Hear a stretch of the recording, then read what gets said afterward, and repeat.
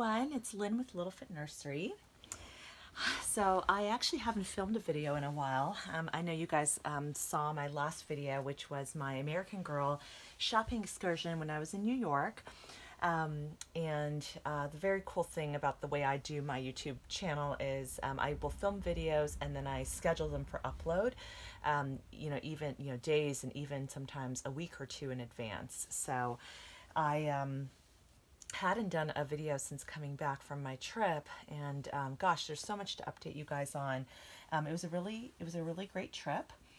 It was just for work. And in this video I have Silicone baby Ellia. She is the Enlai sculpt by Andrea Arcello. And I have a topic I wanted to chat about today, and I wanted to give you guys some general updates as well with just what's going on with me. So anyway, the quick general update, and one of the reasons I haven't posted videos for a little while is because a good friend of mine, my close friend, her husband actually had a heart attack, and it was just a week and a half of just craziness, and following the updates, praying for him, just hearing about everything going on. And he was in a coma for a while, and just thankfully a few days ago he woke up, and I felt like I was just holding my breath that whole time, when you're going through something very difficult. And I'm just so glad that he's okay, and he's making a really great recovery. But gosh, that was just such an eye-opener, and it was so scary to have that happen. So anyway, I'm just really glad that he's doing a lot better. But yeah, now, and I just, during that time, just didn't feel like I really wanted to do too much with my doll collection right now, just because I was just dealing with that, and work's been busy as always. So, but anyway, the topic I wanted to chat about, and I apologize, but because I can't remember, I feel like I watched a video kind of along the lines of this topic, and it might have been Tasha by Pixie Mommy Reborns, but I'm not 100% sure, so I'll try to go back and see if I can find it. But basically, the video is along the lines of like, do you feel pressured to have like a certain type of doll in your collection? So for example, if you collect, and I guess the question may be more broadly, like, do you feel pressure to like, oh, this might have been also on Random Reborns. I'll just check on both of their channels. But like, do you feel pressure to have a certain type of doll in your collection because you see what other collectors have, or because you feel that somehow that other type of doll is better than what you have? And so while I chat about this, I'm going to change Ellia into a really cute outfit, and she's going to wear, this is an outfit from Carter's. It's preemie size, these cute little pants with this little long sleeve top. It says Happy Little One, and then a matching hat. So I really like the new preemie clothes by Carter's, but this outfit is so cute on her too. It's just so adorable.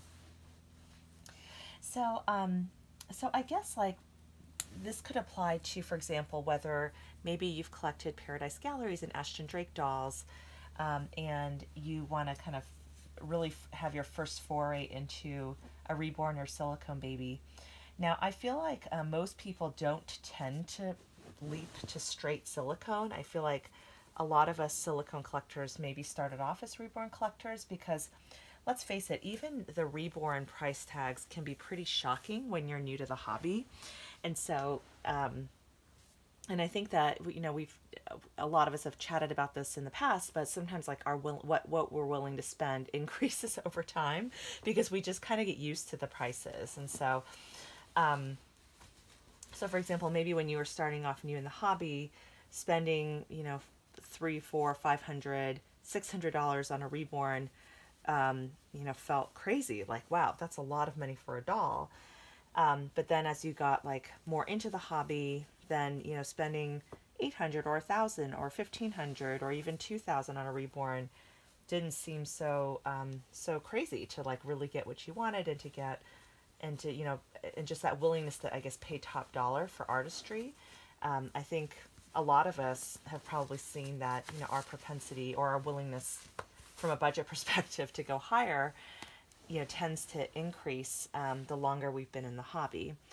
This is not the case for everybody, because we're all operating with different budgets and different constraints financially, but I think that, yeah, but it is definitely something that, like, I've noticed, at least for myself, that, yeah, I mean, just kind of, when I first got into silicone collecting, spending like $3,000 on a silicone just felt like, oh my gosh, so like ridiculous, right? And nowadays, if you can get a full body silicone for $3,000, that's considered a very, very good price. And so it's, so I think for me, at least, I've definitely noticed that to be the case, that, that propensity or willingness to spend has definitely increased, just given the, just as we kind of get more familiar with the hobby and we kind of see what's out there for the quality. Now, I still, have in my mind, like, okay, a certain dollar amount just feels like it's just too much. But even with that, I've kind of like stretched out a little bit in my mind. I was like, I used to say, well, I would never spend over a certain dollar figure for a doll, but I guess the lesson is, like, you can never say never. And I guess the question I have for you guys is, do you feel happy and content with your collection, or do you feel like you're kind of always striving for that next doll? And then also, oh my gosh, Ellia looks so adorable in this. Let me pick her up for a second. And then, do you feel like you're always like striving for that next best doll, or striving for like the ultimate doll? And so one of the things, like, I have a lot of lovely friends here on YouTube, and quite a few of my friends are really into Claire Taylor babies, and they rave about just how amazing the silicone is, and just seeing the videos, like, I definitely can see, like, just the level of detail and depth, like with the squishy tummy, or when I see the baby on the back, like, I could see like the detail of the spine and things like that. And so they rave about, like, just the texture of the silicone and kind of what she does, and just the depth of her painting, and her hair rooting is fabulous. And so and I did have a Claire Taylor baby. I had my Gabigail, who is my Noah, and absolutely loved him. He's a beautiful, beautiful baby, but I just found I wasn't like super bonded to him. And I think part of it for me, with sleeping babies, the bond comes a little bit slower for me sometimes. I will say I'm very bonded to Mia, and she's my Ella by Jenny Lee. But I don't know, there's just something about that baby that just kind of grabbed me. So for sleeping baby, it really has to just kind of grab me in a way. And so with Noah, even though I think objectively he was a gorgeous baby, I just never bonded. So I let him go to a new mommy, and so now I don't have a Claire Taylor silicone baby anymore. But definitely, as my my dolly friends have collected, a lot of them have gotten the Dwayne, and or the Dania, who is the girl version of Dwayne, and there's an awake version and a sleep version. And they've been sending each other Happy Mail, and some of them are doing like twin days and stuff like that. I'm like, oh, that, like, I guess when you kind of see a doll more and more, you kind of think, maybe I would want to get one day. And I'm definitely not like closed off to the idea at all. But sometimes I wonder, am I feeling, I guess the reason I haven't gotten one of the full body ones to date yet is because, first of all, the price tag is definitely high. It's higher than I've ever spent on a doll. And then secondly, like, in terms of the faces, like, for me, I like love a really, really cute face. And in terms of the facial sculpting, I love Andrea's sculpting the best in terms of just her faces. I think she does smiling babies like extremely, extremely well. And just, she's done an amazing, phenomenal job on all of our portrait babies for my family. The one of me, the baby Lynn doll, and Ellia is very similar to her. And then Audrey's portrait babies, Emery, May, and Melina, and then my son, she's doing that portrait baby is in progress. And so I've been just over the moon with the babies that I've gotten from her. But but it's sometimes, but I do know that like in terms of some of the features of the silicone, like it doesn't have some of the detail that I'm noticing on some of the Claire babies. And so I am kind of curious to see what that's like, and maybe hopefully get to see one in person, perhaps at the Rose Doll Show. I don't know if one of my friends coming to the show might be bringing their baby or not, but I would love to see one in person.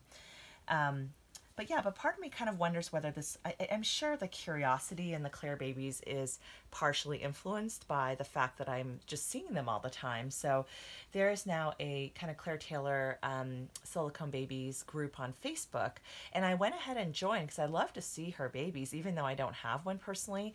But sometimes I wonder, like, oh, is it okay for me to be in the group even though I don't have a Claire baby right now?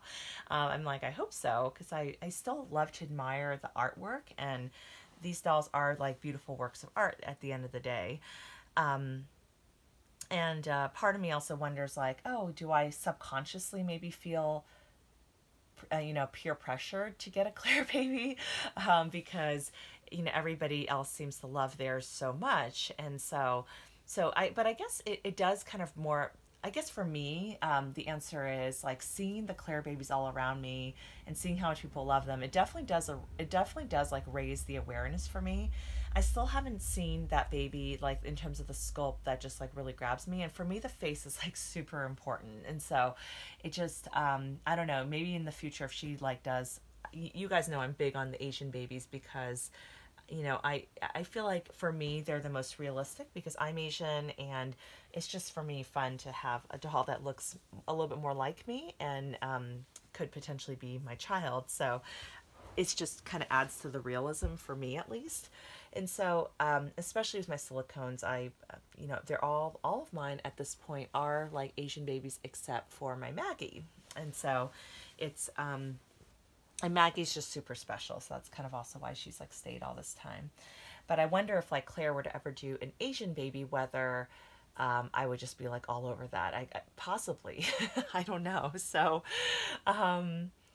yeah, I mean, but yeah, I would never purchase a doll because I felt pressure to, if that makes sense. And so just because all of my friends have a Claire baby, and they're and I'll admit, so there are some times when, you do feel a little bit left out, like, oh, like I wish I could, play, I don't know, like kind of there is a bond that naturally forms between collectors when you have admiration for the same artist or when you have the same sculpt. So like my friend Carol and I have been messaged each other a little bit about Emerson or about Ella, and there's just something fun about like getting excited about a baby together, when you have the same doll in your collection. And so I totally get that, and I think that that's awesome. But yeah, but I definitely, I think these dolls are way too expensive to feel peer pressured into getting a certain one just to, I guess fit in or to feel like you belong. Like I definitely advise against that. Like you need to buy what you love, because at the end of the day, it's your doll.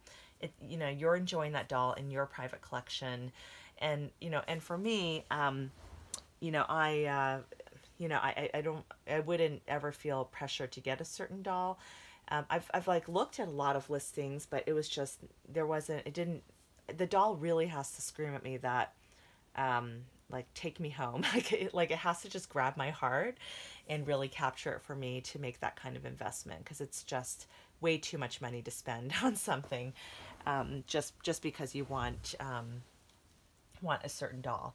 I don't see these dolls as status symbols. Like I don't see, for example, and I don't know, maybe there is some cachet to, for example, for Reborns owning a doll from a prototype artist or from a master artist. I think for me, it's just about the artwork. And like, if I love the doll, the way that it's painted, rooted, put together, the sculpt, the expression, and just that intangible it factor of the baby that just like grabs you, then I'm happy with it. Like, I don't feel like I need to have something just because it has a certain, status in the doll community or something like that. And so, and in fact, like, I feel like, there were, Andrea has she's had a little bit of a mixed reputation with just some of the older dolls that she's had in the past. Like there have been some issues with them.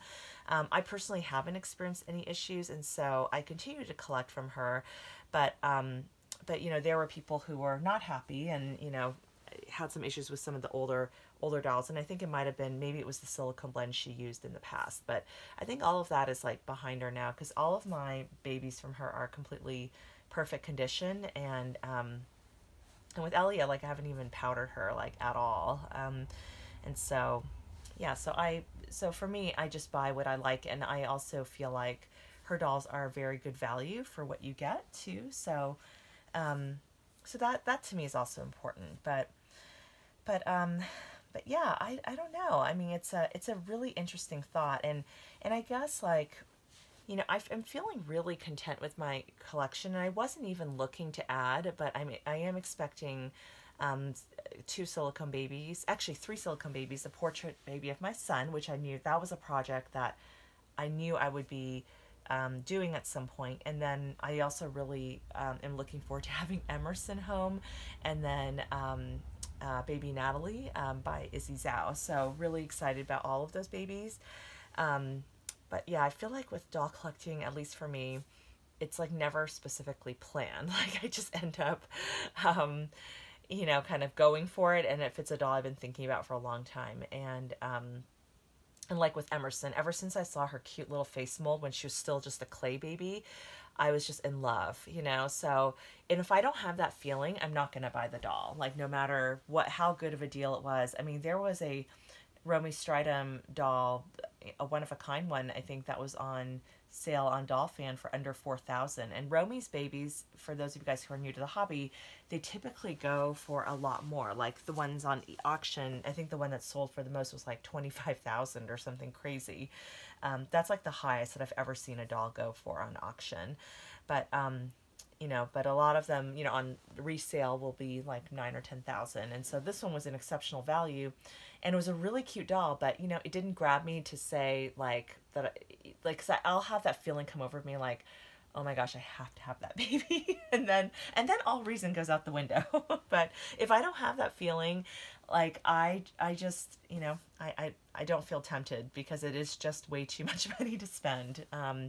If you don't have that feeling of like just being in love with that doll and that baby. So otherwise it's just not worth it. It's, maybe you can afford that, like, for example, with, if it's a cheaper doll, like a Paradise Galleries doll, and maybe you're not like 100% over the moon, just in love with that baby, but it's still a nice baby to have in your collection. You can do that when it's like $100 doll and the stakes are not quite as high. But when it is a full body silicone, you're talking top of the line, and it's going to cost you, 5 to 10,000 plus, then, it's just, you just have to hold out for the one that you really, really love. I would not settle. I wouldn't settle on Reborns either, quite frankly, because I feel like if you get a doll and it's just not what you like, then, you're going to have, you're going to keep kind of searching for that next one. So anyway, I'm kind of rambling, but yeah, I just, and all this to say, like, I, am very, very happy for all of my friends who have, their Claire babies, and a lot of them have new babies coming to the nursery. And with Erica, she had she had her Gabriel come back to her nursery, which is so exciting. Like I really love seeing, again, like I love seeing the love that the specific, YouTuber mommy has for their dolls. I enjoy the Baby Alive videos. Like I really, really do. I hope you guys enjoy my Baby Alive videos too, even though I am like literally the worst at opening those boxes. But yeah, but I'm just happy for everyone. And I think we all can love what we love and love to collect what we collect.